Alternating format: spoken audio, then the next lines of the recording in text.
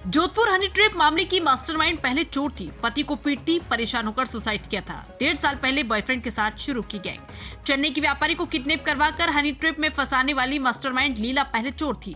बार बार पकड़े जाने के कारण उसने क्राइम प्रोफेशन बदलने का प्लान बनाया। अपने बॉयफ्रेंड के साथ मिलकर हनी ट्रैप गैंग बनाई। लीला ने व्यापारी के सामने खुद को मजबूर बताया था। पति की मौत के बाद अकेली और असहाय होने का नाटक किया था, जबकि कहानी कुछ और ही थी। 1.5 साल पहले पति ने लीला से परेशान होकर सुसाइड कर लिया था। वो उसे पीटती थी और अपने कामों में दखलंदाजी न करने की धमकियां देती थी। विवेक विहार एसएचओ दिलीप खदाव ने बताया कि 17 फरवरी को विवेक विहार थाने में एक युवक का कॉल आया था। उसने बताया कि चेन्नई से आए उसके एक रिश्तेदार को जोधपुर में कुछ लोगों ने किडनैप किया है। ये आरोपी वीडियो कॉल कर रिश्तेदार की पत्नी को डरा धमका रहे और 10 लाख रुपए की डिमांड कर रहे। पुलिस ने युवक से कॉलिंग नंबर लिए और लोकेशन ट्रेस कर विवेक विहार इलाके में कार में 4 आरोपियों को पकड़ा।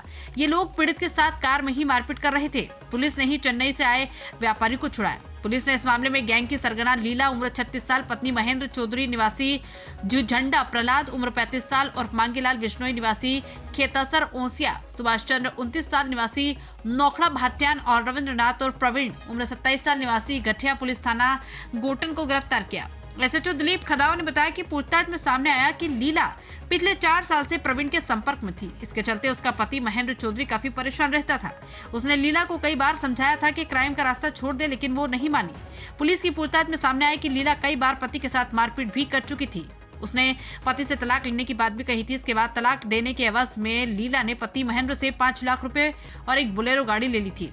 इसके बाद भी पति को तलाक नहीं दिया और उस पर भी और पैसे देने के लिए दबाव बनाने लगी। एसएचओ दिलीप खदाव ने बताया कि लीला की हरकतों से परेशान होकर उसके पति ने करीब 1.5 साल पहले सल्फास की गोलियां खाकर सुसाइड कर लिया था। इस मामले में लीला और उसके प्रेमी प्रवीण के खिलाफ आत्महत्या के लिए उकसाने के आरोपों को लेकर मामला भी दर्ज करवाया गया था। इसमें दोनों करीब 4 माह तक जेल में रहे, बाद में जमानत पर छूटे थे। इसके बाद लीला और प्रवीण ने मिलकर हनी ट्रैप गैंग बनाने का प्लान बनाया। इस मामले में जेल जाने के बाद महिला ने चोरी की बजाय हनी ट्रैप करने का प्लान बनाया। इसके लिए लीला और प्रवीण ने प्रहलाद और सुभाष को भी साथ जोड़ लिया। पूछताछ में सामने आया कि लीला सोशल मीडिया और व्हाट्सएप ग्रुपों में दोस्ती करने वाले मैसेज सर्कुलेट करवाती थी। इसमें कॉलिंग और रियल मीट मुलाकात जैसे मैसेज होते थे। इसी ग्रुप में लीला और उसकी गैंग ने व्यापारियों और अमीर युवाओं को जोड़ दिया था। लीला रात में उनसे बात करती और मिलने बुलाती थी।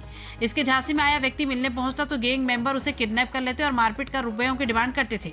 बदनामी के डर से कोई पुलिस में मामला भी दर्ज नहीं करवाता था। इसकी वजह से लीला और उसकी गैंग का साहस बढ़ता गया। एसएचओ दिलीप खदाव ने बताया कि आरोपी लीला के साथ कार से दिन के समय कॉलोनी में घूमकर रेकी करती थी। जिन मकानों के ताले लगे हुए उन्हें चिन्हांकित करके रात के समय चोरी की वारदात करते थे। वारदात के लिए आरोपी अलग अलग मोबाइल फोन और मिस सिम कार्ड का इस्तेमाल करते थे। इसके बाद प्रवीण और लीला के गोकुल धाम सोसाइटी कुड़ी भक्ता सानी किराए के फ्लैट पर ही माल का बंटवारा होता था। लीला, प्रवीण और साथी गैंग के लोग जिस जगह पर चोरी की वारदात को अंजाम देते थे वहां उपयोग में ली हुई सिम को तोड़कर फेंक देते थे ताकि पुलिस लोकेशन ट्रेस न कर पाए। ऑनलाइन ब्लैकमेल कर रहे तो वो आरोपियों के पास खुद कैसे आए, तो खुद पता होगा? हाँ, संपर्क किया कि आरोपी इसे डरा धमका रहे थे और उन्होंने कहा कि यहाँ पर आकर हमें पैसे दो। अच्छा, उस हिसाब से सर पहला कोई गैंग से जुड़ा हुआ है पहले से? हाँ, अभी तक जो प्रारंभिक तौर पर जो सामने आए 007 गैंग है, उससे इसका जुड़ाव सामने आया है। बाकी इस विषय में और अभी हम अनुसंधान करेंगे। सर अभी तक पूछताछ में क्या सामने और भी कई लोग हैं इस गैंग में या अभी फिलहाल तो 4 लोगों का है। बाकी जैसा मैंने बताया कि पुलिस कस्टडी में और पूछताछ करेंगे। तो अगर किसी और की भी अगर कोई संलिप्तता होगी तो उनके विरुद्ध भी निष्पन्न कार्रवाई। पीड़ित लोग कितने, मतलब सामने तो नहीं आए पर पुलिस पूछताछ में खुलासा हुआ होगा। पहला केस तो होगा नहीं, मोबाइल चैनल में भी कुछ ऐसे वीडियो हो रहे हैं, मिले होंगे। जैसा मैंने बताया कि प्रारंभिक पूछताछ में आया है कि 2 या 3 ऐसी और वारदातें इन्होंने पूर्व में की है, परंतु उसमें परिवादी पक्ष कोई सामने नहीं आया था, इसके प्रकरण दर्ज नहीं हुआ है। उस दिशा में भी हमारा प्रयास रहेगा कि अगर हाल फिलहाल हुआ है या जब भी हुआ है तो उसमें भी हम प्रकरण दर्ज करके इनके विरुद्ध कार्रवाई करेंगे। नहीं, इस जो साजिश रच रहे हैं या इस केस को करने के लिए परिवादियों से मुलाकात करने का प्रयास होगा ना? धन्यवाद। पीड़ित पक्ष है, जो पीड़ित पक्ष अभी तक सामने नहीं आया है, इनके इनसे पूछताछ में पता लगा होगा फलाना अभी करेंगे। अभी ये तो प्रारंभिक तौर पर अभी आया है, बाकी डिटेल में पूछताछ करेंगे और अगर ये सब चीजें का वेरिफिकेशन हो जाता है, तस्दीक हो जाती है, तो जो भी कार्रवाई बनती है वो करेंगे। सर ये जो इसको लेके घूम रहे 2 दिन, तो पुलिस को इनको इसके घर वालों ने किस हमारे पास एक बेसिकली जान पहचान वाला है इसका, जिसको पता चला कि इसको इस तरीके से घुमाया जा रहा है, तो उसके माध्यम से फिरौती का भी मामला है, बड़ा है।